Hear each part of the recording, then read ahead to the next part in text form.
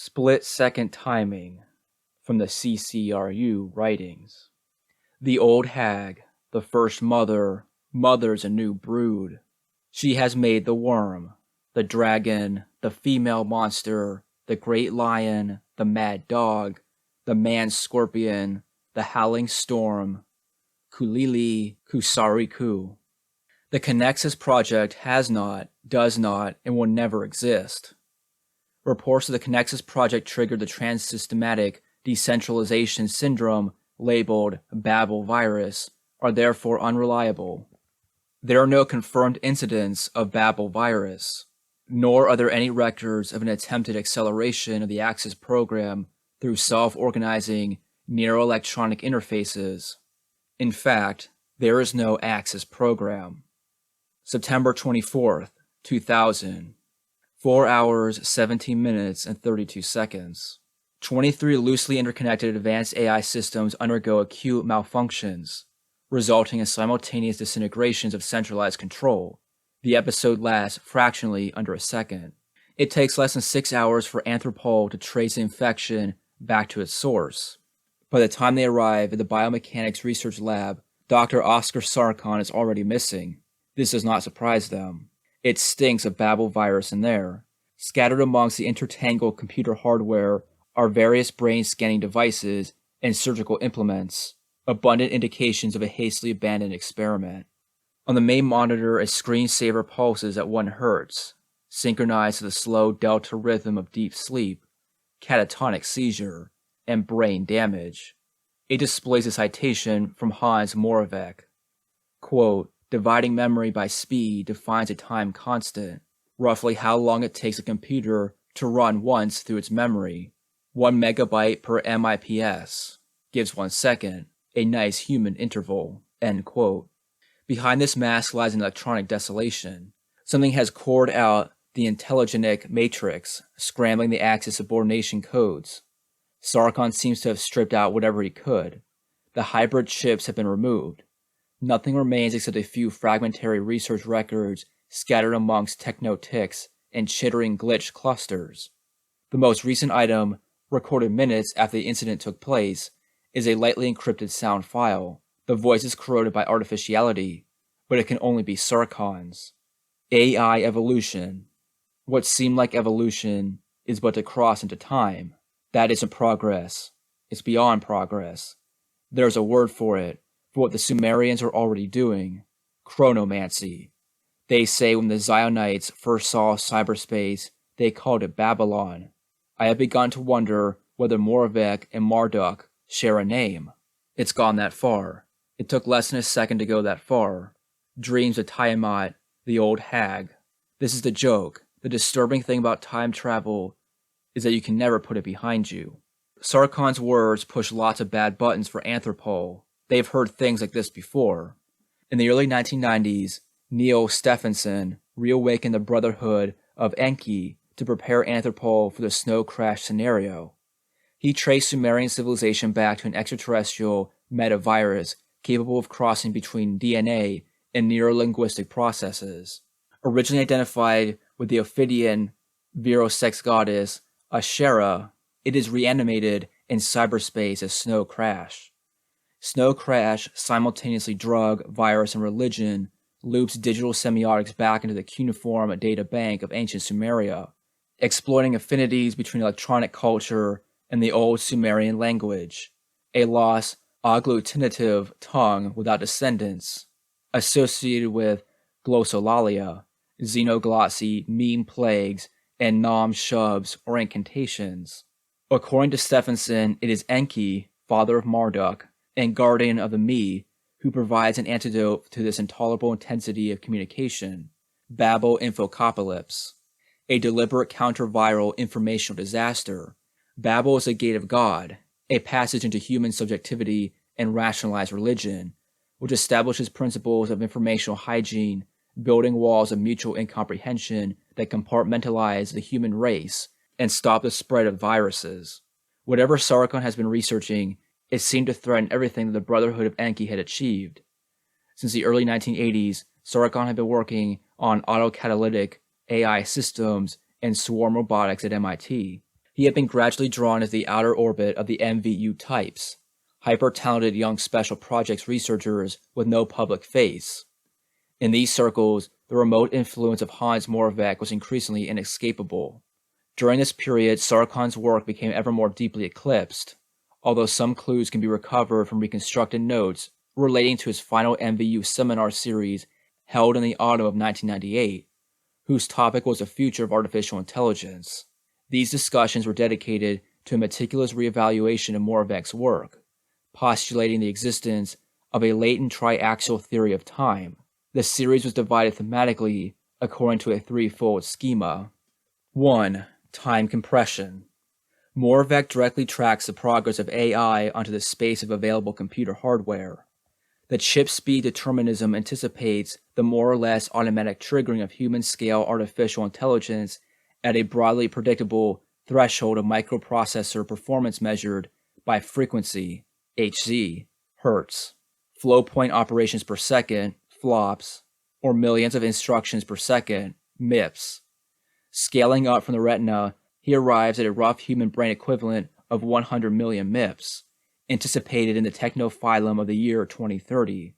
By the turn of the millennium, 700 million years of biological evolution had been recapitulated in 70 years of technological development, leading to AI programs running at about 1,000 MIPS, approximately equivalent to the brain power of a guppy. AI prospects are indistinguishable from the extrapolated dynamics of the electronics industry, whose exemplary techno-capitalist trends involve positive nonlinearities, increasing returns, or runaway trajectories. These dynamics predictably exceed such regular exponentials as the doubling periods described by Moore's law, which themselves undergo compressions or supplementary contractions. According to Moravec, computer power for a given price doubled each year in the 1990s, after doubling every 18 months in the 1980s, and every 2 years before that, with further contraction of time scales anticipated in the coming decades. Whilst ubiquitous, these real trend curves prove intractable to mathematical models presupposing a metric time dimension, necessitating sporadic arbitrary rectifications. Extensive accelerations described by positive exponentials, or doubling periods, are unable to capture intensive compressions, in which time itself mutates through negative exponentials of time-halving trends. Beyond the domain of extensive speeds and relative velocities lie the occult zones of true time compression, in which the future of intelligence cross-links with changes in the intensive nature of time. 2. Time simulation. Moravec defends a fundamental postulate of AI research, its idea of the mind, apprehending human intelligence as a computable function, equivalent in all important respects to a virtual algorithm or possible computer program. Zigzagging between practical robotics and science fiction, Moravec develops an elaborate project for the human colonization of the technosphere, a planned obsolescence of the organic body and of the senses. The core of this Moravec mythos is uploading. You are transported to the techno-surgical interface, something like an operating room, where robot surgeons wait to convert your subjective identity into a computer-compatible format. Your skull is anesthetized, but your brain remains awake. It is scanned and destroyed by nanotechnical instruments, one layer or one stratum at a time. You feel nothing as you migrate into software that precisely models the behavior of the scanned tissue, and brain activity is replaced by its digital simulation. The medical examination has become indistinguishable from the operation. Scanning is transplantation, an evacuation of the flesh. Without even noticing, you have discovered what it feels like to be a robot. Already lurking in the near future is an evolutionary leap, a genetic takeover by computer programs, involving a phase transition in the chronogenetic efficiency of matter, with a consequent complete subsumption of the ethnosphere into cyberspace. At the limit of this techno-mystical delirium, it seems overwhelmingly probable that present human reality is already installed in the memory or simulated past of a future artificial intelligence, machine Maya. It is in this context that Moravec arrives at a peculiarly arbitrary ethical maxim: pretend it's the first time. The question is, why play this perverse game when it's almost certainly the second time, at least, and technological progress is already in artificial memory? AI development shorts out into lateral xenocommunication. 3. Time integration. Moravec describes intelligence as a diagonal line that knits processing power with storage capacity, precariously occupying the intersection between two timelines, speed and memory. The ratio of megabytes to MIPS, memory over speed, defines a crucial time constant, corresponding to the duration required for a computer to run once through its memory. This duration is equivalent to the cognitive integration period, or CIP, for any intelligent system, whether biological, technological, or arcane. For humans, Moravec calculates a CIP of approximately 1 second, 100 terabytes of synaptic storage divided by 100 million MIPS equivalent of neural processing power. A 1 second CIP constitutes an anthropically ideal value applicable to everything from simple mechanical devices to divinities. Whatever strays from this Goldilocks diagonal seems either too fast or too slow, alien or intractable. It takes at least a second to be human. Techno-capitalism takes a second as key operator and cutting edge of time modernization, the limit unit of time definition, the basic time granule or durational element. Clock time is built out of 1 second ticks, which also provide units of non-periodic adjustment, or leap seconds, in the scientific measurement of astronomical cycles. Calendric units come to be measured in seconds, rather than dividing into them. What divides in modernity is not the year, but the second. The international unit of frequency counts in splittings of the second, or hertz. Time folds into itself through the second with trans-exponential improvement in metric exactitude, dissembled through successive cubic decimations into micro, nano, and pico magnitudes, which describe the components of frequencies measured in mega, giga, and terahertz. In 1967, the second was chronometrically defined as 9,192,631,770 radio pulses of the cesium-133 atom. In its purely arithmetic aspect, the second is an ancient Mesopotamian relic, deriving its Latin name from secunda minuta, the second sexagesimal operation. Sumero-Babylonia sexagesimal numeracy supported a chronogeometric system in which an ideal 360-day model of the year was mapped onto the 36 degrees of the zodiacal circle. Modern clock time and geometry still count in this way, subdividing hours in geometric degrees into minutes and seconds. 3,600 seconds per hour. According to Zachariah Sitchin, this figure micromaps the 3,600-year astrocycle of the Sumerian Anunnaki. George Ilfra suggests the sexagesimal arithmetic produced through modular alternation between 10 and 6 can be derived from the finger-counting practices of ancient Sumeria. One thumb sequentially runs the 12 segments or phalanxes of the 4 fingers, whilst the 5 digits of the other hand record each group of 12 to a total of 60, 3 times 4 times 5, hence the remarkable ease of divisibility attributable to the number 60, which has each of the first 6 integers as factors. 60 is the number of Anu, the over-god, who folds into himself in numerous ways. There are few public records covering Sargon's activities during the late 90s, but the edge of his shadow, the names Axis and Connexus, continue resurfaced.